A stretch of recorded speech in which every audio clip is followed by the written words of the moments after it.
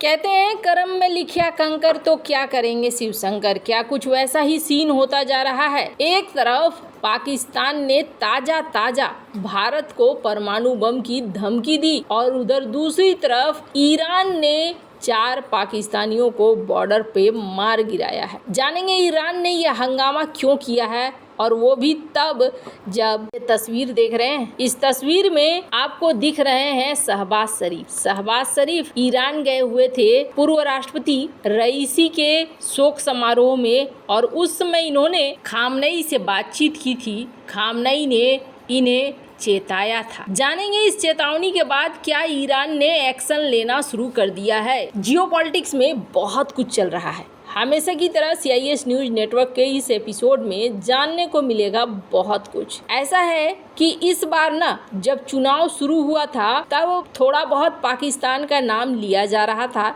लेकिन बहुत ज्यादा नहीं लिया जा रहा था। पर पाकिस्तान का नाम नेताओं की जुबान में आना शुरू हुआ। कब शुरू हुआ?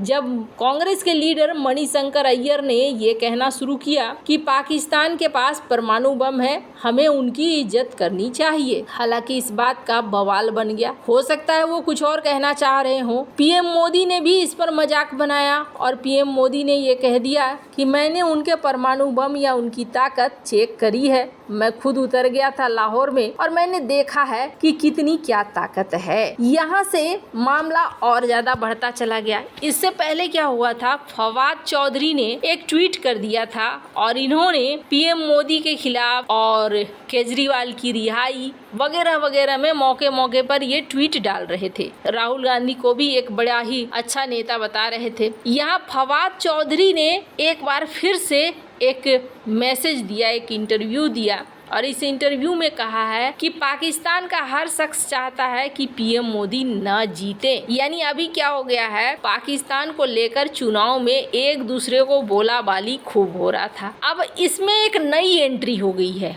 और ये जो नई एंट्री हुई है, नई एंट्री किसकी हो गई है? नई एंट्री हुई है नेशनल कमांड अथॉरिटी के सलाहकार लेफ्टिनेंट जनरल खालिद अहमद किदवई। हालांकि ये रिटायर्ड हैं और अभी सिर्फ सलाह देते हैं, एक सलाहकार की तरह काम आते हैं। तो इन्होंने एक नया बयान जारी किया है और ये नया बयान बता रहा है कि पाकिस्तान क्या सोचता है, पाकिस्तान के ये बड़े बड़े लोग क्या सोचते हैं। इनका कहना है कि पाकिस्तान के परमाणु बम को लेकर कोई नो फर्स्ट यूज की नीति नहीं है। मतलब हमारे परमाणु बम पूरी तरीके से तैयार है और ऐसा कुछ भी नहीं है कि हम पहले इस्तेमाल नहीं करेंगे, हम पहले इस्तेमाल कर सकते हैं। हालांकि इसका क्या मतलब है, भारत ने नो फर्स्ट यूज का नीति अपनाया है। मतलब कि भारत पहले परमाणु बम नहीं चलाएगा, अगर सामने वाला परमाणु बम चलाएगा तो फिर सेकेंड स्ट्राइक करेगा, यानी कि दोबारा मारेगा। और सेकेंड स्ट्राइक करने की क्षमता हर देश के पास नहीं होती है। ये अलग बात है कि भारत के पास ये क्षमता है, पर यहाँ पर पाकिस्तान के ये सलाहकार कह रहे हैं कि हम इस नीति पर नहीं चलते हैं।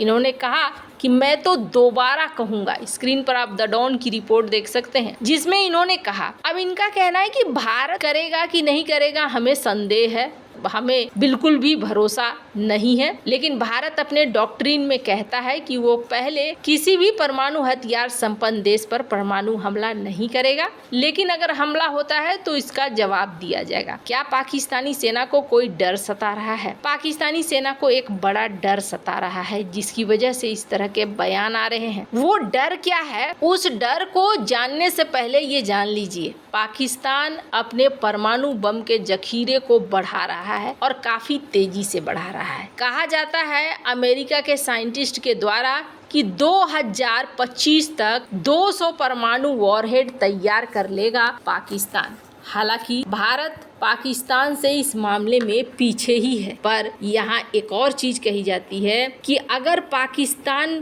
परमाणु बमों को छोड़ता है ना, तो भारत का S-400 भी कोई काम नहीं कर पाएगा, रोक नहीं पाएगा। और कहीं ना कहीं ये बात तो सही ही होती है, S-400 क्या रोक पाएगा अगर कोई परमाणु बम आकर गिरने वाला हो तो। अगर वो कहीं दूर आसमान में भी फटता है तो रेडिएशन का असर तो पहुंचेगा ही, काफी दूर तक रेडिएशन का असर फैलेगा। पर अगर डबल स्ट्राइक हुई, इधर से काउंटर स्ट्राइक हुई, तो ये पूरा का पूरा सीन बदल जाएगा। अभी पाकिस्तान के परमाणु हथियारों को लेकर बहुत जोर शोर से चर्चा हो रही है। स्क्रीन पर एक आर्टिकल देख सकते हैं। फ्री बलूचिस्तान मूवमेंट के लोग भी प्रोटेस्ट कर रहे थे यूके में कि पाकिस्तान के न्यूक्लियर वेपन खतरे में है और आपको इसे रोकने का उपाय करना चाहिए। जो बाइडेन ने एक बयान दिया था और इस बयान ने पाकिस्तान में हड़कंप मचा दिया था कि सबसे डेंजरस बात यह है कि पाकिस्तान के पास न्यूक्लियर हथियार है। उन्होंने क्यों कहा था? क्योंकि अस्थिरता पाकिस्तान के अंदर बहुत ज्यादा है। कब किसके हाथ लग जाए कहना मुश्किल है। अगर किसी ऐसे आतंकी के हाथ में लग गया जिनकी एक अलग लेवल की सनक हो तो समझ लीजिए कि वो एक बड़ी तबाही ला सकता है। स्क्रीन पर एक आर्टिकल देखिए। स्कूल में हमला हुआ है नॉर्थ वेस्ट के पाकिस्तान में और इस महीने में ये तीसरा हमला है। आप जरा सोचिए, अब क्या होता है ना, इस तरह की खबरें हर 2-1 दिन पर आ जाती है। मीडिया भी अब ध्यान नहीं देने लगी है क्योंकि पाकिस्तान में ये चीजें आम बात हो गई है। किसी सवेरे उठे और सुन ले कि कोई बहुत बड़ा बवाल हो गया है पाकिस्तान में तो कोई बहुत बड़ी बात नहीं होगी। सिर्फ इतना ही नहीं, जहां स्थिति एक तरफ ये है वहीं दूसरी तरफ आपको याद होगा ईरान पहुंचे थे शहबाज शरीफ और खामनेई से मुलाकात की थी जो वहां के सर्वोच्च धर्मगुरु हैं। मुलाकात के बाद खामनेई ने एक पोस्ट किया था ट्विटर पे और इस पे उन्होंने क्या कहा था? उन्होंने कहा था कि पाकिस्तान के पास एक मौका है रिश्ते को सुधारने का और रिश्तों को आगे बढ़ाकर दोस्त बनकर चलने का। रईसी ने एक शुरुआत की थी और रईसी के किए गए वादों को हम निभाएंगे। लेकिन जब खामनेई ने ये ट्वीट किया था ना, तभी कई सारे एक्सपर्ट ने ये कहना शुरू कर दिया था कि ये पाकिस्तान को एक वार्निंग है। रिश्ते सुधारने से उनका मतलब था कि जो आतंकी बॉर्डर के पार ईरान के खिलाफ काम करते हैं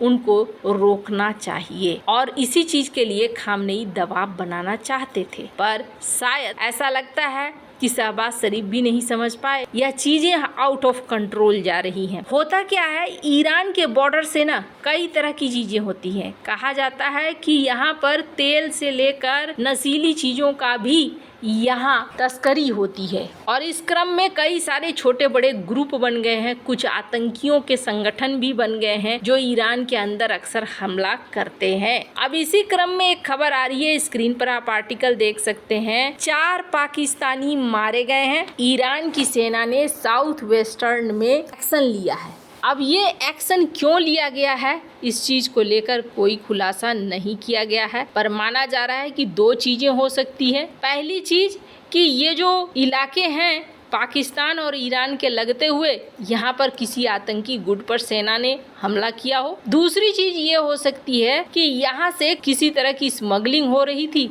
जिसको रोकने के लिए ये सारी चीजें हो रही हैं। वैसे ये बता रहा है कि एक तरफ भारत को धमकी दे रहा है, दूसरी तरफ खुद समस्या उलझी हुई है। आपकी क्या राय है? कमेंट कर जरूर बताएं। जल्द मिलते हैं अगले वीडियो में नई खबर के साथ।